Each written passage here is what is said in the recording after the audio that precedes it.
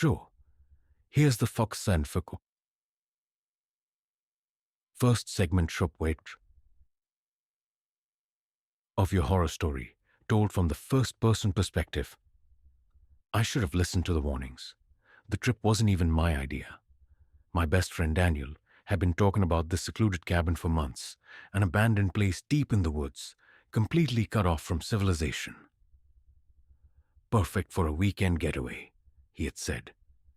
No cell service, no distractions, just pure nature. I wasn't thrilled about it, but everyone else seemed excited. So, against my better judgment, I agreed. The drive took longer than expected. What started as a paved road turned into a dirt path, then barely a trail at all. The trees grew taller, thicker, their twisted branches clawing at the sky. The deeper we went, the more the sunlight seemed to struggle to reach us. My GPS had long since lost signal, and even the car's radio had started giving out static. Daniel was the one driving. I sat in the passenger seat, staring at the endless stretch of trees ahead. Behind us, Sam and Rachel were laughing about something, their voices a stark contrast to the eerie silence outside. Then we saw it. The cabin stood in a small clearing, almost as if the forest itself had been avoiding it. The wood was old, gray with time, the windows covered in grime. A rusted lantern hung beside the front door, swaying slightly despite the still air. Something about it felt wrong. Wow, Rachel breathed. It's like something out of a horror movie. Exactly, I muttered under my breath. We stepped out of the car, our shoes crunching against the fallen leaves. The air was colder here. Not just from the shade, something else. A stillness that pressed against my skin, making the hair on my arms stand on end. Daniel, always the fearless one, was already at the front door. Let's check it out. He pushed it open with a creak. Inside, the place was surprisingly intact. Dust coated everything, but the furniture was still there. A wooden table, a few chairs, an old fireplace. Cobwebs clung to the ceiling beams like skeletal hands. The scent of damp wood and something faintly metallic filled the air. Sam ran a hand over the table, leaving a trail in the dust. No signs of squatters. Guess no one's been here for a while. Rachel wandered toward the bookshelf in the corner, filled with tattered books. Whoever lived here must have left in a hurry, she said, pulling out a book. A faded photograph slipped out from between the pages and fluttered to the ground. I bent down to pick it up. It was an old black and white picture of a family. A man, a woman, and a little girl. Their faces were blurred, as if the ink had been smudged. But the little girl, something about her eyes made my stomach twist. They were too dark, too hollow. A gust of wind blew through the cabin, rattling the windows. Did you feel that? I asked. My voice lower than I intended. Daniel grinned. Relax, dude. It's just the wind. But there was no wind outside. The trees weren't moving. The leaves outside the door lay undisturbed. A chill crept down my spine. That night, the silence in the forest felt heavier than usual. The first night was quiet. Too quiet. The kind of silence that makes your ears ring, as if the world itself is holding its breath. I barely slept. Every time I closed my eyes, I felt like something was watching me. I told myself it was just nerves, that my mind was playing tricks on me. But deep down, I knew something was wrong with this place. Daniel, of course, slept like a rock. Sam and Rachel, too. I lay there, staring at the wooden ceiling, counting the cracks, listening. There was no wind, no rustling of leaves, just an unnatural stillness that pressed down on me like a heavy weight. At some point, exhaustion took over. and I must have dozed off. But then, a noise woke me up. A soft, distant whisper. I shot up, my heart pounding. The room was dark. The fire in the fireplace reduced to faint embers. The whispering stopped the moment I opened my eyes. I held my breath, listening. Nothing. Then I heard it again. It was coming from outside. Slow, deliberate words, spoken in a language I didn't understand. A voice too soft to belong to Daniel or Sam, too low to be Rachel's. I wanted to wake them up. I wanted to say something, but something in me, some deep, primal instinct, told me not to move. The whispering stopped again. The silence stretched out, then came the creak of footsteps on the porch. My body locked up. The sound was unmistakable, wood groaning under weight, slow and careful, like someone was trying not to be heard. But I heard it.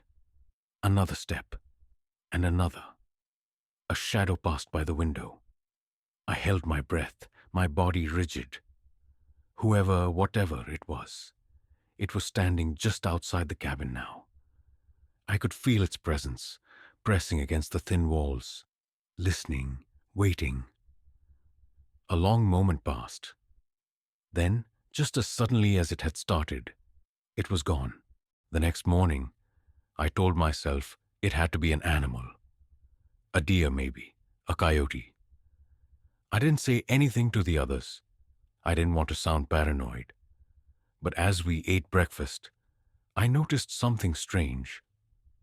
The front door was slightly open. I was sure we had locked it. "Did one of you go outside last night?" I asked, trying to sound casual. Daniel shook his head, biting into an apple. "Nope." Rachel frowned. "Why?" I hesitated. "I heard something. Footsteps on the porch." Sam snorted. "Probably just a raccoon." I wanted to believe that, but raccoons didn't whisper. As the day went on, we tried to enjoy ourselves. We hiked through the woods, took pictures, tried to ignore the creeping unease that had settled over the group. But I could feel it, the tension. Rachel kept glancing over her shoulder. Sam was quieter than usual. Even Daniel seemed less cocky, his jokes forced. By late afternoon, we returned to the cabin. That's when we found the handprints. Small, childlike handprints smeared across the dusty window pane. Rachel gasped, "What the hell?" I felt my stomach drop. There were no children out here. No houses for miles. Daniel laughed nervously. "Okay, that's seriously creepy." "Maybe they were already there," Sam said, but his voice wavered. I walked up to the window, my fingers trembling. I reached out, pressed my palm against one of the prints. It was fresh, the dust smeared beneath my touch. That night, the whispering returned, but this time, it was inside the cabin. The whispering started as soon as the lights went out. At first, it was faint, just a soft murmur, barely audible beneath the crackling of the dying fire. I squeezed my eyes shut, trying to convince myself it was the wind slipping through the cracks in the old wooden walls. But deep down, I knew better. Then it got louder. It wasn't coming from outside anymore. It was inside the cabin. I held my breath, my body frozen. The whispering slithered through the air like 100 voices speaking at once. Too fast, too quiet to understand. Words I didn't recognize, syllables that made my skin crawl. I turned my head slowly, my heart hammering in my chest. The others were asleep, or at least I thought they were. But then I saw Rachel. She was sitting up in bed, staring at the corner of the room. Her eyes were wide, unblinking, her lips slightly parted, as if she was listening. A cold wave of dread washed over me. "Rachel," I whispered. She didn't move. I reached out, my fingers barely brushing her arm. She gasped sharply, sucking in air as if she'd been drowning. Her head snapped toward me, her pupils dilated. "Did you hear that?" she whispered. I nodded. Before I could say anything else, Sam shot up in his sleeping bag, gasping for breath. He clutched his chest like he'd been punched. "Jesus Christ," he choked out. I was dreaming, but it felt real." Daniel groaned, rubbing his face. "What the hell is wrong with you guys?" Rachel was still trembling. "There was someone in the room?" Daniel scoffed. "It's a nightmare. You're just freaked out because of the handprints." "No." Her voice was firm. "I saw her." Silence. I felt the air in the room shift, as if something unseen had taken a step closer to us. Daniel let out a nervous chuckle. "Saw who?" Rachel swallowed hard. Her voice came out hoarse. "The little girl from the picture." A heavy stillness filled the room. Then the door to the cabin creaked. Slowly, deliberately, it was opening. Daniel grabbed the flashlight and pointed it toward the door. The beam of light cut through the darkness, revealing nothing but the empty doorway. But I saw something else. The dust on the wooden floor. Footprints, small bare footprints leading into the cabin. Sam cursed under his breath. We locked that door. I could barely breathe. "No," I whispered. "We didn't." No one had locked it since this morning, and something had come inside. Daniel stood up, running a hand through his hair. "Okay, this is officially messed up. We're leaving first thing in the morning." Rachel shook her head violently. "Number. We need to leave now." A sound interrupted her. A giggle, high-pitched, playful, coming from the darkness beyond the doorway. Rachel bolted for the door.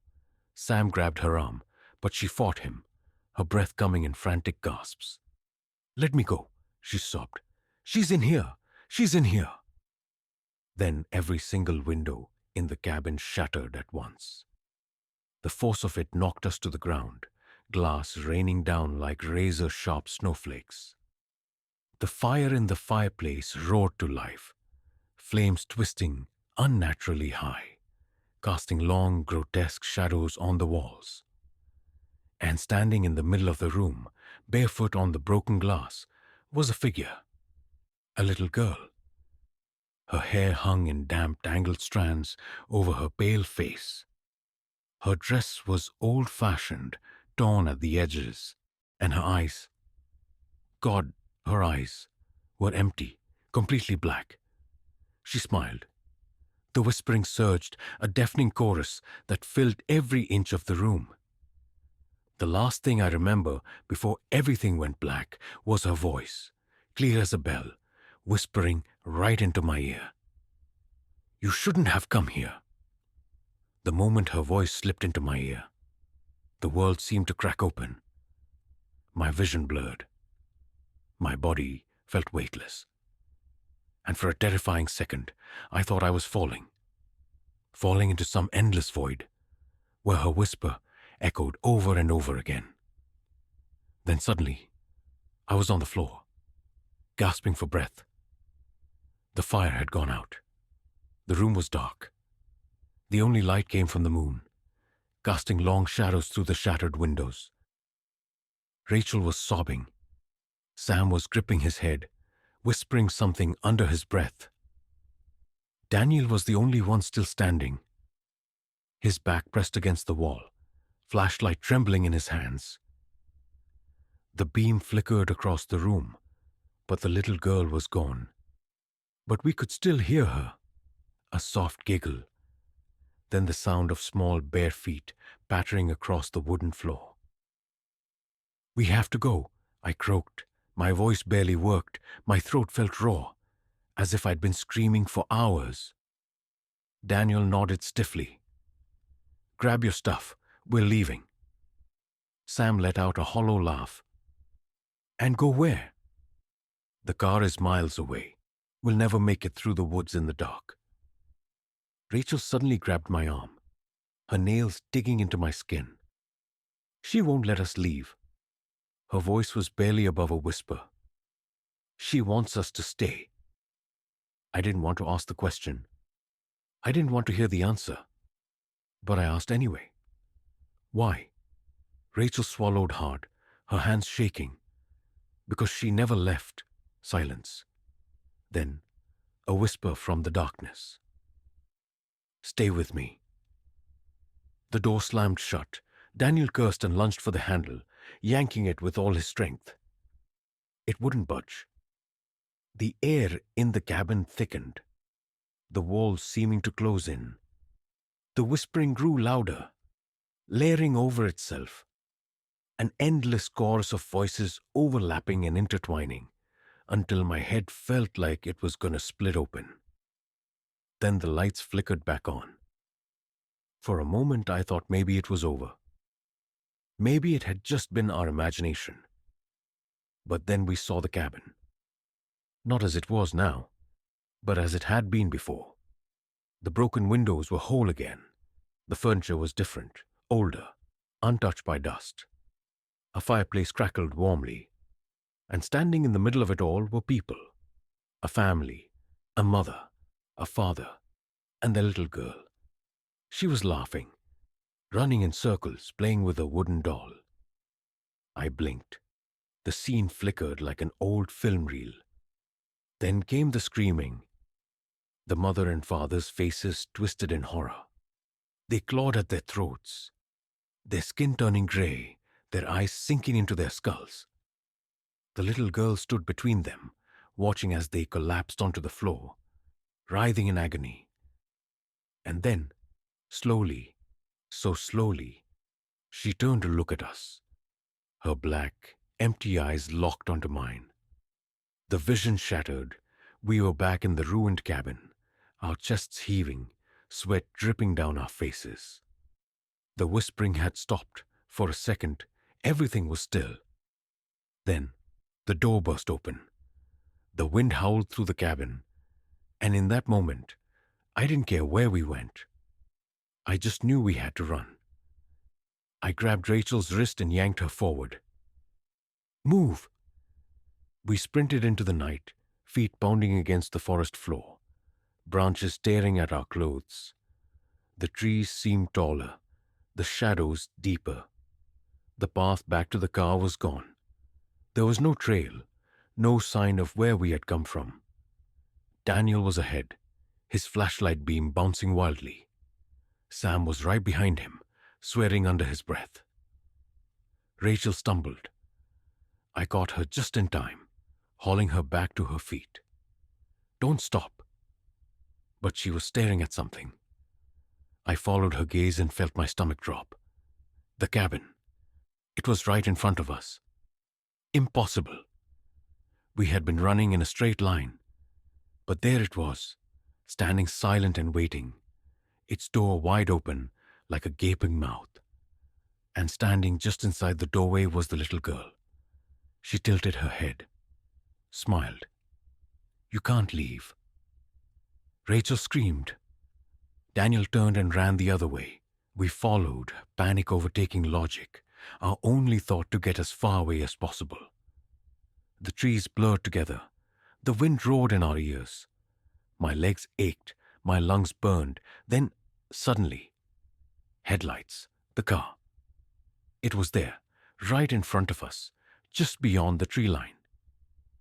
Daniel fumbled for the keys, cursing as he unlocked the doors. We dove inside, slamming the doors shut, locking them. For a second we sat there, gasping, shaking, waiting for something to happen. Then, without anyone touching it, the engine roared to life. Daniel didn't question it. He threw the car into reverse, tires spinning in the dirt, then peeled out onto the abandoned road, the forest shrinking behind us. No one spoke. No one looked back. I don't know how long we drove before Rachel finally whispered, "Did we escape?" No one answered, because in the silence of the car, just beneath the hum of the engine, I swore I could hear it. A soft, distant giggle,